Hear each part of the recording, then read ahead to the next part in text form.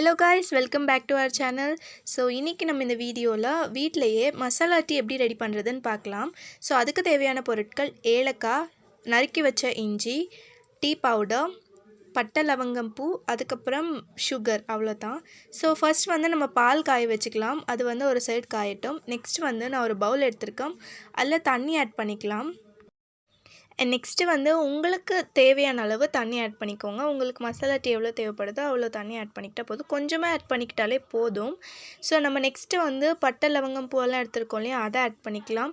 அதுக்கப்புறம் நறுக்கி வச்ச இஞ்சி ஆட் பண்ணிக்கலாம். அதுக்கப்புறம் ஏலக்காய் எல்லாமே இடித்து ஆட் பண்ணிக்கோங்க. அப்போ தான் அதோடய ஃப்ராக்ரன்ஸ் எல்லாமே சூப்பராக வரும்.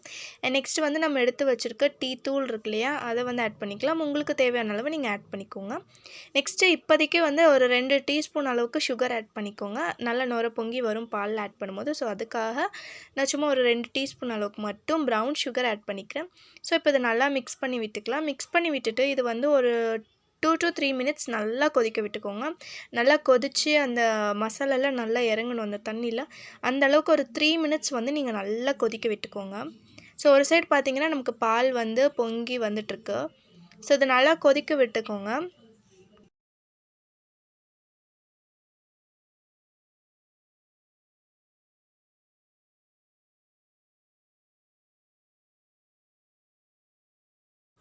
ஸோ இப்போ நமக்கு வந்து பாலுமே வந்து ரெடி ஆகிடுச்சு.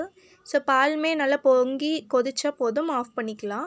அண்ட் நெக்ஸ்ட்டு வந்து நம்ம ரெடி பண்ணி வச்சுருக்க அந்த மசாலா இருக்கு இல்லையா, அதுவுமே நமக்கு வந்து ரெடி ஆகிடுச்சு. ஸோ இப்போ ரெடியான உடனே இப்போ பாலில் வந்து உங்களுக்கு தேவையான அளவு சர்க்கரை ஆட் பண்ணிக்கோங்க.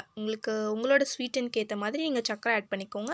அதுக்கப்புறம் நம்ம ரெடி பண்ணி வச்சுருக்கோம் இல்லையா மசாலா டீ, ஸோ அந்த மசாலா வாட்டரை வந்து நல்லா அந்த பாலில் வந்து ஃபில்ட்ரு பண்ணிக்கோங்க. நல்லா ஃபில்ட்ரு பண்ணக்கப்புறம் அது வந்து ஒரு கிளாஸில் நல்லா ஆற்றிக்கலாம்.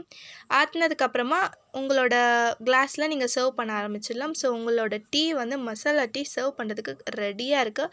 ஸோ பாருங்கள், நான் ஊற்ற அந்த நுரை வந்து நல்லா பொங்கிட்டே வருது.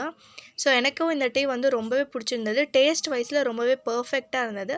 உங்களுக்கும் கண்டிப்பாக பிடிக்கும்னு நினைக்கிறேன். ஸோ இது நல்லா நுர பொங்க வந்திருக்கு. இது வந்து ஈவினிங் ஸ்நாக்ஸ் டைம் நீங்கள் எடுத்துக்கலாம். ரொம்பவே டேஸ்டியாக இருந்தது. டேஸ்ட் வைஸில் ரொம்பவே சூப்பராக இருந்தது. ஸோ இந்த வீடியோ உங்களுக்கு கண்டிப்பாக பிடிச்சிருக்குன்னு நினைக்கிறேன். பிடிச்சிருந்தா லைக் பண்ணுங்கள், ஷேர் பண்ணுங்கள். அண்ட் மறக்காமல் நம்ம சேனலை சப்ஸ்கிரைப் பண்ணி பக்கத்தில் இருக்க பெல் ஐக்கானை கிளிக் பண்ணிக்கோங்க.